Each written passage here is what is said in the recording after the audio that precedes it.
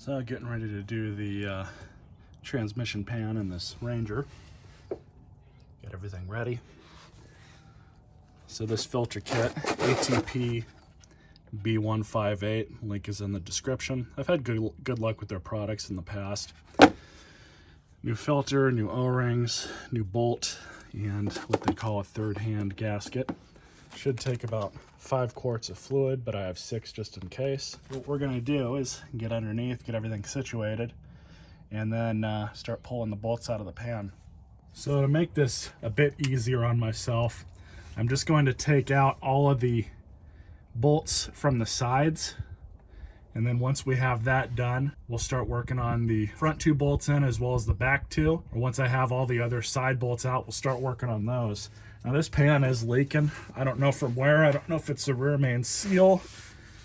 I don't have any of that leak stopper on hand. I'll probably have to get some, but we'll take this pan off and give it a good cleaning. Got my oil catch bucket ready, and when we're done draining all the fluid out of the pan, I'm going to take this and measure what came out. This is a graduated bucket, so it's got quarts on one side. So that's how we'll double check to see how many quarts we're going to throw back in. As far as general maintenance, this is probably one of my least favorite jobs to do on any vehicle. But it beats paying having a shop do it. So this is a 13 millimeter. We're just going to start pulling these out. Just a little bit, not much.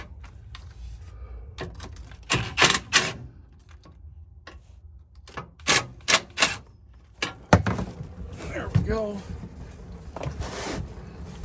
Like I said, this job's always messy, but we're just going to let it drain most of this fluid out and kind of release more as we go. You guys see I'm letting it out nice and slow. That's because this will make a mess. So I'm gonna work on some of the front bolts, just pull them out just a little more.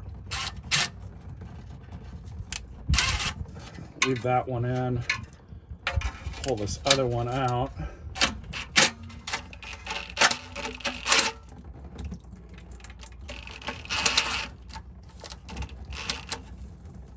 Now we just have one more bolt holding the pan in.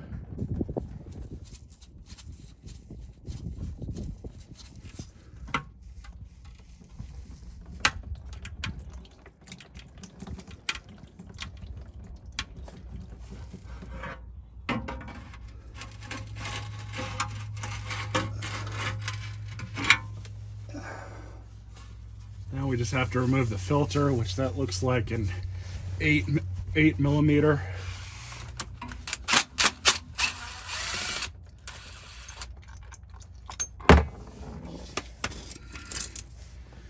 Now it's probably gonna drip some fluid, so just be mindful. Like I said, so we'll just let it drip for a bit. It is important that with the new filter, both of those O-rings come out. One goes here, and the other one goes here, big and small. So at the workbench, I'm gonna pull the old gasket off. Nice and easily, and you'll notice that there's no silicone RTV on here, which is perfectly fine. You don't really need it, not for a pan like this. All I'm doing is just wiping it down, cleaning it up, and then inspect the magnet. That's actually not too bad. Clean that off too. Alright, so that's clean enough. And what we're just going to do with this is get both of these O-rings wet, and then just put them on.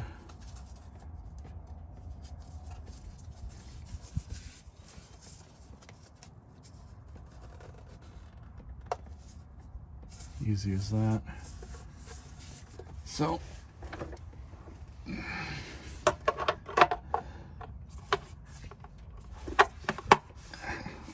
clips in. Here's the new bolt.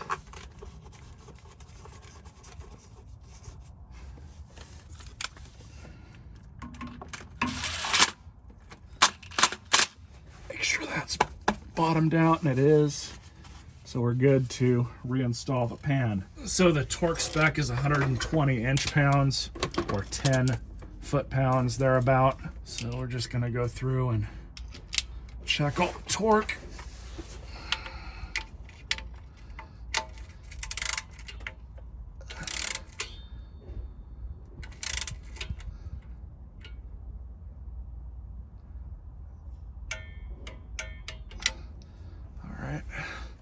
So, like I said, I'm gonna do like a crisscross type of deal.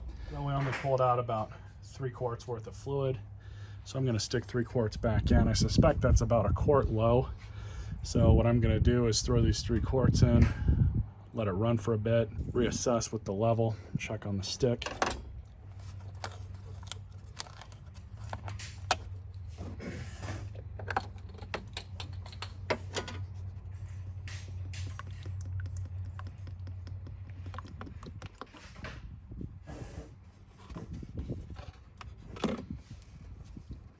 That was 3.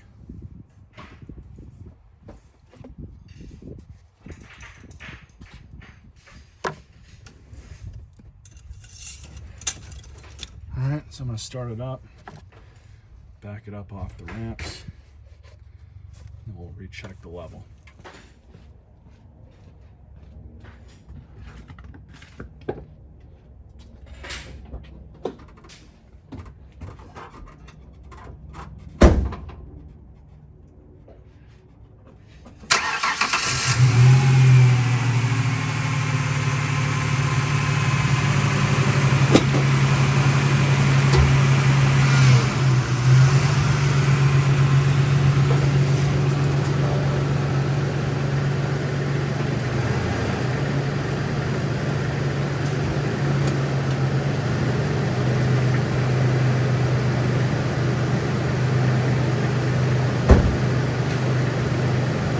Like I said, just let it run for a bit. I'm gonna do some cleanup.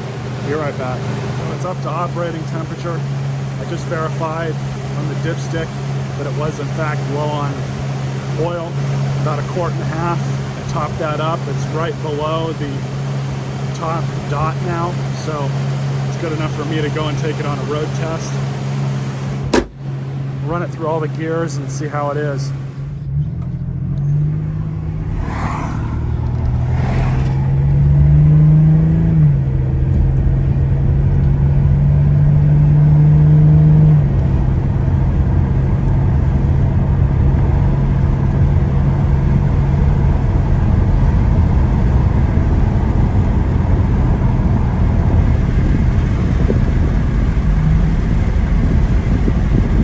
Good so far.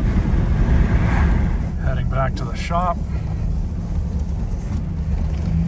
Just took it on, I don't know, 2-3 mile loop. More than enough time for it to warm up. Go through all the gears, go out of the gears. Let's check the level now.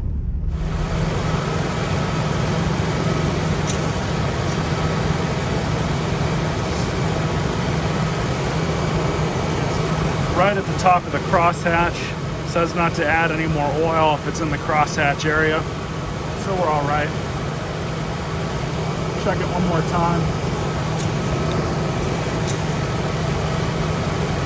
It's right here, roughly. So I'm happy with that. It's all warmed up now.